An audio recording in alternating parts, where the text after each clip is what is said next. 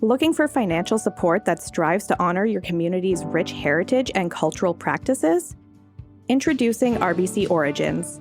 Our Indigenous banking specialists provide resources and advice that can help transform your ideas into tangible progress and community prosperity. At RBC, we're committed to driving your goals forward.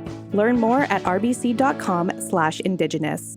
RBC, ideas happen here. I'm Rick Harp. This is your APTN News Brief for Wednesday, July 30th. A foster family caring for 2 Indigenous children in Quebec has accused the province of failing them. Now a complaint filed with the Quebec Human Rights Commission has just been dismissed, a decision the family says could set a bad precedent concerning Jordan's principle. Savannah Craig has more. He was stabbed 0.5 millimeters from the heart. He was stabbed on the side and he was stabbed in the back. This father is caring for 2 Indigenous foster children, one of which was stabbed multiple times in 2021. It was a long, hard battle. We almost lost him. APTN News agreed to grant anonymity to the family because the person who committed the crime is unconvicted and still at large. The father, who refers to himself as Robert, fears repercussion for the son if they release their identity. Not too many often. You get stabbed 3 times at 14 years old and you ask for help and they tell you no. So where do you go? The father says he reached out to the Centre Intégré de Santé et Services Sociaux of Laval for support for his son to seek a psychologist after the stabbing. He says CIS Laval did not provide support and is failing to uphold Jordan's principle. He tried to have his file moved to the local Native Center. And I even asked DYP to transfer my case so we can have a social worker with Montreal Native, and they refused. He says he was unaware of Jordan's principle until he researched how to get further help.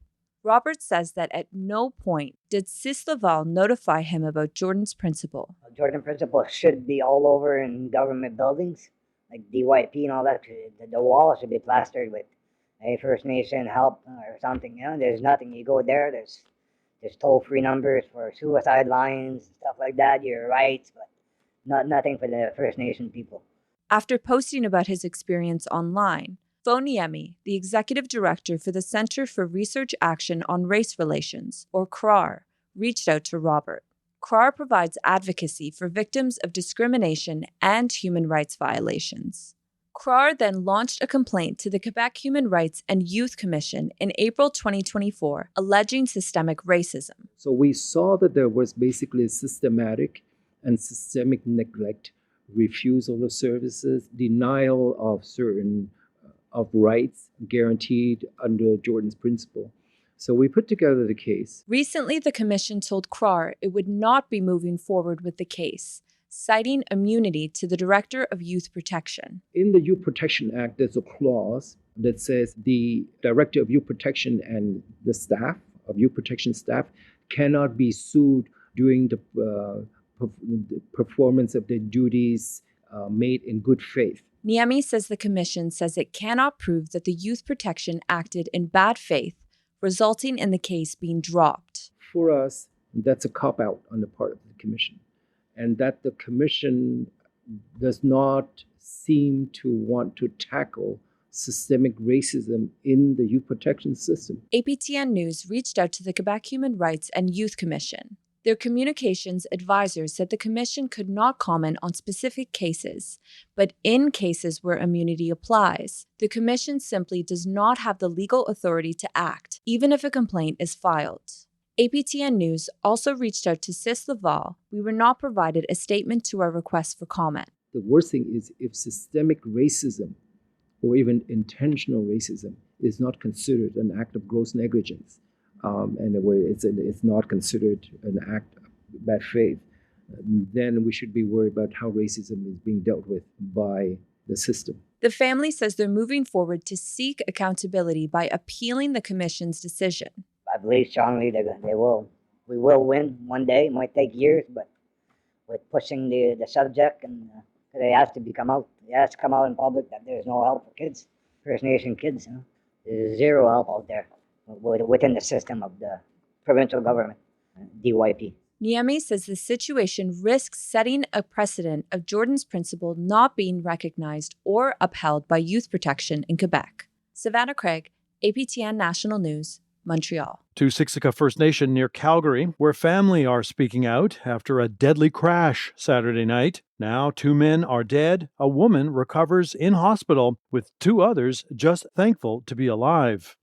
And around 9:30 Saturday night, Trayton Running Bird and Clifton Saddleback were both struck and killed by a dark gray pickup truck, while Emmeline Turning Robe suffered dozens of broken bones. She's now at Foothills Hospital in critical condition. Now, Adolphus Weaselchild has been charged with 2 counts of first-degree murder and 1 count of attempted murder. Sade Pantherbone was among those who escaped injury. Truck, I heard it rev its engine and I had a feeling. I was like, you guys, we should get out the way, get in the field. I feel like they're going to hit us. And as we were running, we all scattered, we ran, and that truck, he intentionally came and he tried to clip all 5 of us, but me and my friend got out the way, and he hit my mom's boyfriend first, then my mom, and then my husband was last. To Toronto, where a series of meetings between the Ford government and First Nations was scheduled to get underway yesterday. The focus, the province's contentious Bill 5. Passed this spring over the objections of multiple First Nations. They say the law lacked adequate consultation and allows the bypassing of environmental regulations in favor of economic development. But the government says the meetings are meant to gather input from First Nations on the creation of special economic zones under Bill 5. The meetings began yesterday and run through until August 14th, including 2 stops in Toronto and 1 in each of London, Sudbury, and Thunder Bay.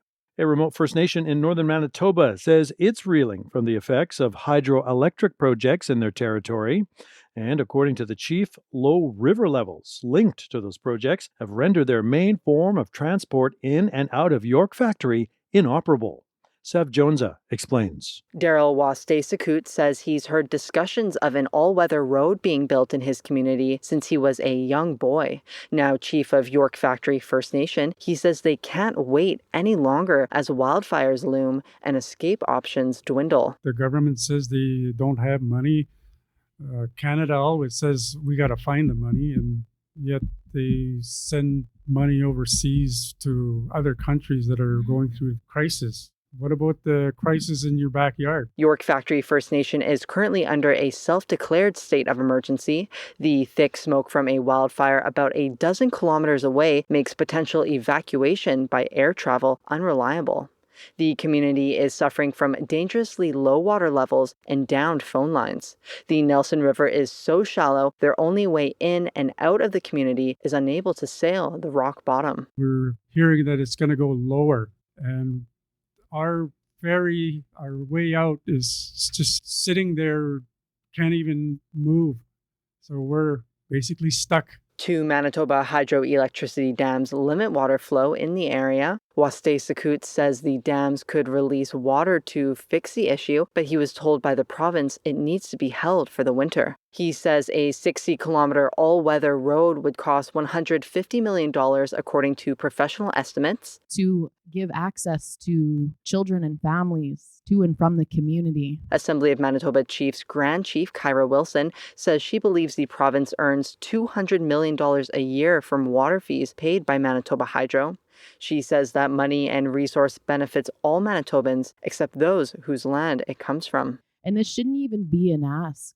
This should be a given, an obligation, because the money that would build that road is coming directly from the lands and resources from the nations. We need action. It's been more than 2 weeks since the ferry became inoperable. Keewatin Tribal Council Grand Chief Walter Wastay-Sakut says people are rationing food as prices more than triple due to shipping costs and supply issues.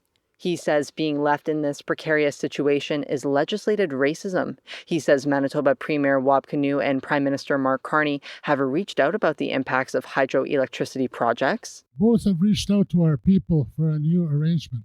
We applaud that. We need action today. We need it tomorrow. The citizens of northern Manitoba need all-season roads and access to Canada and Manitoba. Until then, Chief Daryl Wastay-Sakut says York Factory First Nation waits in poverty. We are the most untapped human resource in the country. Other countries come here, they get jobs, but they don't educate us. They don't look to us for filling those gaps. We're made to stay in our First Nations and continue to go through these issues. Sav Chonza, APTN National News, Winnipeg. And finally, a historic building in downtown Kenora faces expropriation by the city. Though a designated heritage site, the 115-year-old Canrissia Hotel now sits dilapidated. And last week, City Council voted unanimously to expropriate the site, part of a plan to revitalize the area. The hope to halt the hotel's decline and restore Canrissia's significance as an icon of Kenora's skyline. Currently in use as housing for longer-term tenants and casual overnight stays, city officials say they'll engage community partners to explore solutions for those affected. And that's your APTN News Brief for Wednesday, July 30th. I'm Rick Harp.